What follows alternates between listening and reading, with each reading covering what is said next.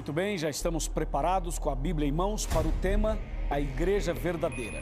Hoje você vai se surpreender com esse tema, com o conteúdo desse estudo bíblico. Eu quero convidar você a ficar atento o tempo todo durante esse estudo bíblico. Já estou aqui com a minha Bíblia, você deve estar com a sua também. Vamos então começar o nosso tema de hoje. Quando você fala em filhos de Deus, por exemplo, se eu perguntasse a você, todo mundo é filho de Deus? Qual seria a sua resposta? Qual seria, o que você pensa sobre isso? Bom, eu tenho certeza que você responderia, sim, pastor, todo mundo é filho de Deus.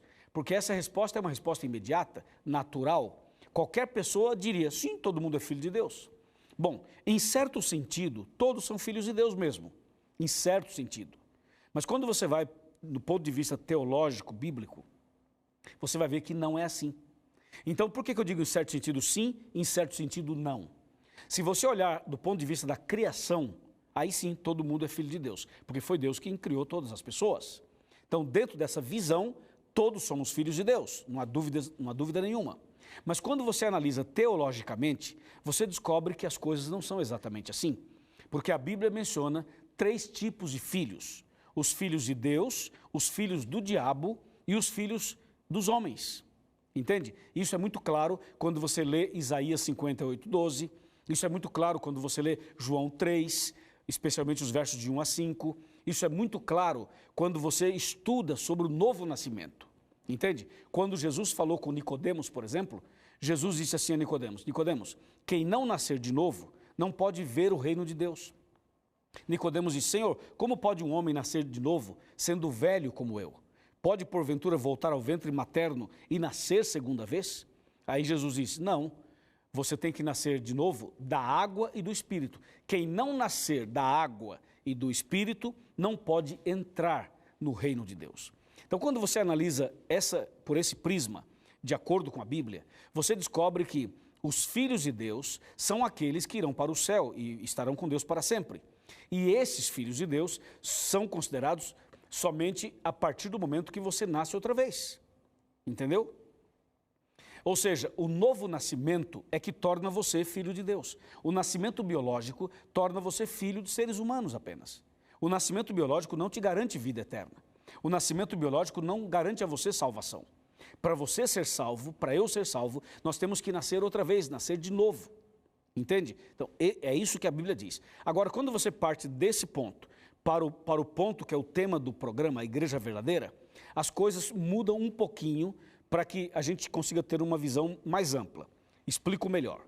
A igreja pode ser verdadeira, mas não significa que todo mundo que está lá dentro é verdadeiro. Não significa que todos que estão lá dentro serão salvos. O caminho pode ser certo, mas pode ter muitas pessoas nesse caminho certo que estão erradas. Vou dar um exemplo. Jesus, quando esteve na terra, não chamou 12 discípulos? Sim, chamou. Jesus estava certo? Estava. O caminho era aquele? Era. Era verdade? Era verdade. E por que Judas se perdeu? Entendeu? Então, nem todo mundo que está no caminho certo vai ser salvo. E nem todo mundo que está no caminho errado vai se perder. Então, é importante que você entenda isso. Quer ver? Vou dar um exemplo. No caso de Jesus com os 12 discípulos, Jesus estava certo, o caminho estava certo e Judas se perdeu. No caso de Saulo de Tarso, Saulo estava no caminho errado, estava no caminho contrário, perseguia os cristãos, matava os cristãos. No entanto, Saulo se converteu e tornou-se um seguidor de Jesus e um escritor da Bíblia. Então veja, muitas vezes quem está dentro pode se perder e quem está fora pode se salvar. Mas mesmo assim, nós temos que ter o conhecimento e a segurança do caminho certo. Mesmo sabendo que no caminho certo tem trigo e joio, e mesmo sabendo que no caminho errado também tem trigo e joio. Uma coisa é ver que as pessoas não são perfeitas. Outra coisa é saber se o caminho que eu estou é o caminho certo ou não. E o que eu quero falar para você hoje é sobre o caminho certo para que você entenda que o novo nascimento que torna você filho de Deus deve estar atrelado ao fato de pertencer à igreja certa, o caminho certo. As duas coisas precisam estar juntas. Por isso eu fiz a introdução falando dos 3 tipos de filhos e mostrando que o filho de Deus é aquele que nasce de novo. Agora, é importante que a pessoa saiba o caminho certo, Porque não é suficiente ser sincero no caminho errado. Eu não posso ser sincero no erro, sincero no engano, embora tem muita gente que é sincera no erro, porque ela não conhece o certo. Hoje falávamos isso aqui com o nosso pessoal que trabalha aqui no Arena. No intervalo do almoço, nós conversávamos um pouco sobre isso. Às vezes a pessoa está no caminho certo, mas ela está errada. E às vezes a pessoa está no caminho errado, mas ela é uma pessoa verdadeira, sincera e do bem. Ok?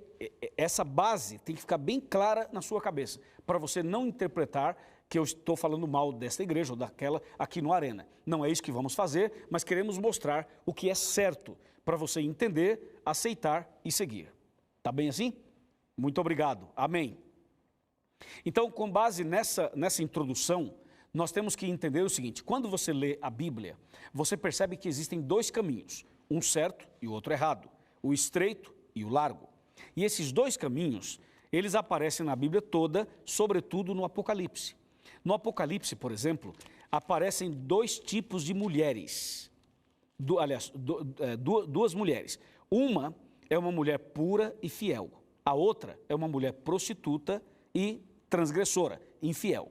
Essas duas mulheres representam os dois caminhos, ou os dois tipos de igrejas. Entende? Quando você vai para o capítulo 12 de Apocalipse, você vai ver a igreja verdadeira. A igreja verdadeira está aqui no capítulo 12. Se você estudar o capítulo 12, detalhe por detalhe, você vai saber o caminho certo.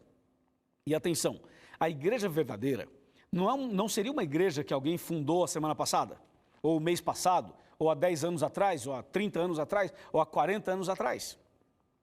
A igreja verdadeira não é uma igreja que de repente se junta aí 2, 3 companheiros e fala assim: quer saber, vamos abrir uma igreja nova? Aí uma igreja, nossa, é verdadeira, e as outras estão erradas.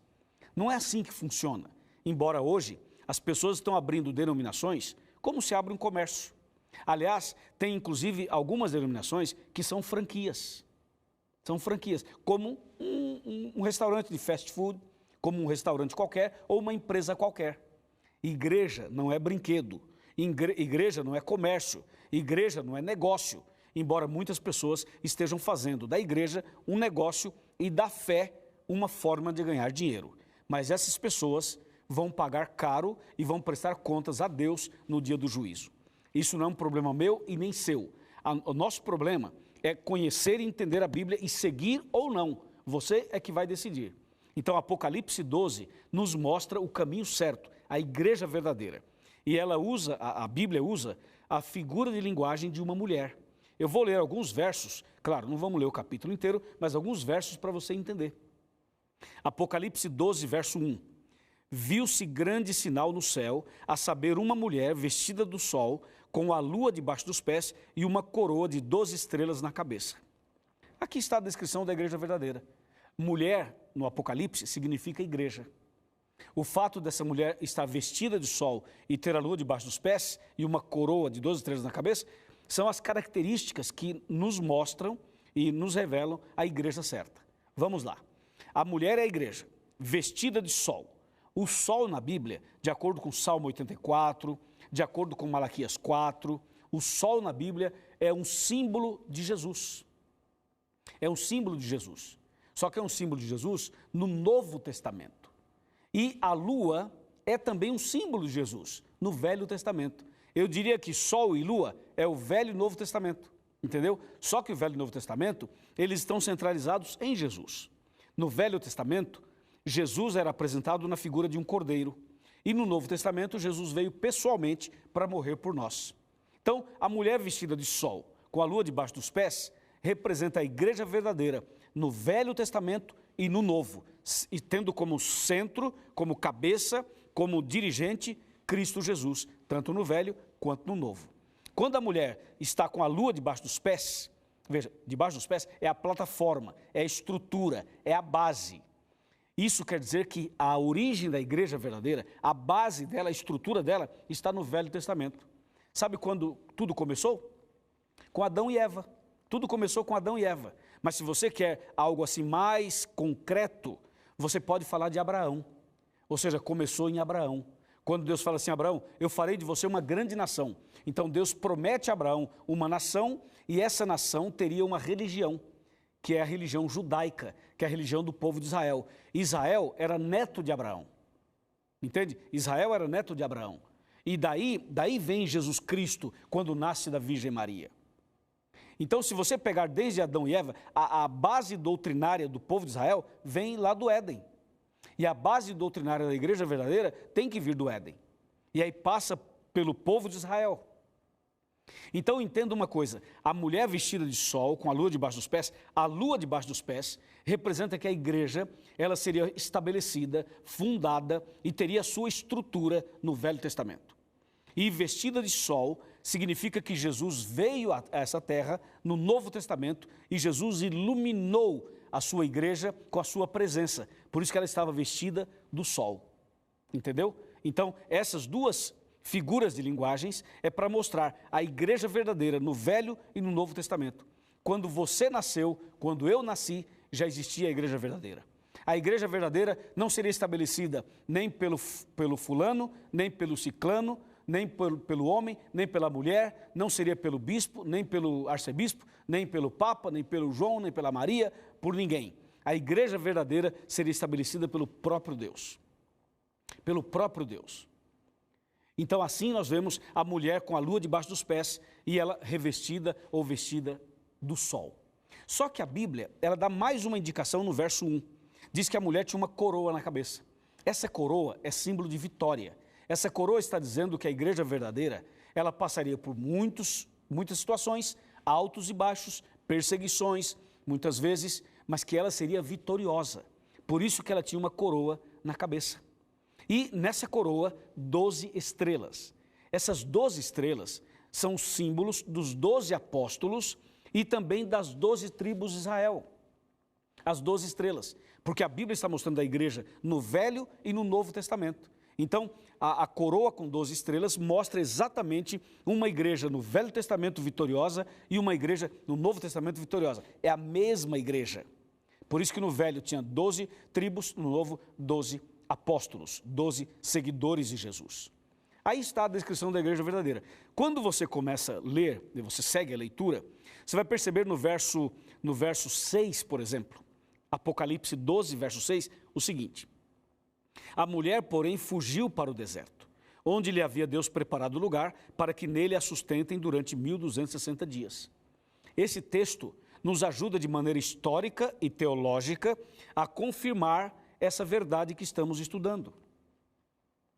Ou seja, a igreja verdadeira seria perseguida, é o que diz o verso 6.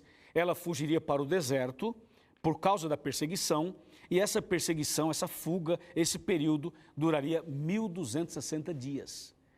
Aqui é uma profecia, então cada dia profético equivale a um ano, são 1260 anos. Foi quando a igreja foi perseguida naquele período da Idade Média. Então a igreja verdadeira, ela vai para o deserto por causa das perseguições. É o que diz aqui o versículo 6. E durante a perseguição, o diabo queria sufocar a igreja verdadeira, acabar com ela, jogar as verdades por terra, pisar na verdade e estimular o surgimento de doutrinas manchadas, de doutrinas prostituídas. E, inclusive, isso aconteceu. E hoje, inclusive, muitas pessoas têm dúvidas, têm medos, têm convicções, têm uma série de sentimentos e uma série de filosofias que foram estabelecidas durante a perseguição da Idade Média. Mas não esqueça que a igreja de Deus, ela já existia e ela estava agora sendo perseguida. É o que diz o verso número 6. Quando você vai para o verso 17, aí você descobre as características da igreja verdadeira. O 17 fala assim: irou-se o dragão contra a mulher e foi pelejar com os restantes da sua descendência, os que guardam os mandamentos de Deus e têm o testemunho de Jesus. Então o verso 17 mostra que a ira do dragão é contra essa mulher. O dragão é Satanás e essa mulher é a igreja. Então Satanás está irado contra esta igreja. E diz o verso que ele foi pelejar, ou seja, lutar, batalhar, guerrear com os restantes da sua descendência. A expressão restantes da sua descendência é o remanescente. O remanescente representa o povo de Deus dos nossos dias, dos últimos dias. No passado, ele perseguiu a igreja.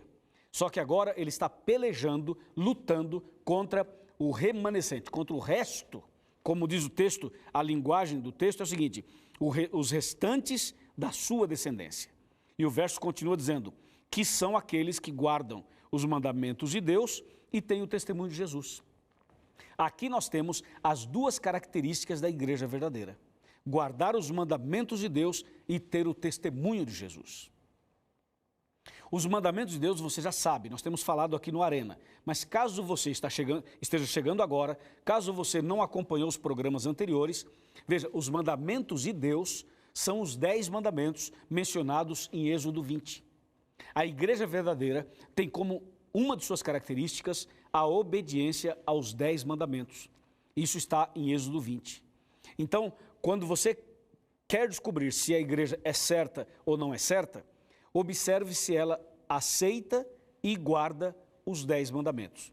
Se a igreja que você vai não crê ou não aceita os 10 mandamentos, isso já é um sinal de que aquele caminho não é o caminho certo.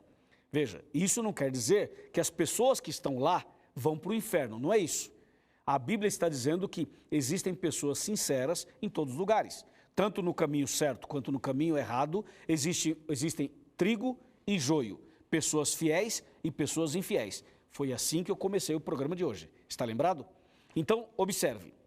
O diabo, ele está irado contra a igreja que guarda os mandamentos e que tem o testemunho de Jesus. O testemunho de Jesus, quando você vai para Apocalipse 19, verso 10, se refere ao espírito de profecia, ao dom de profecia. Esse é um outro assunto que a gente vai falar mais para frente.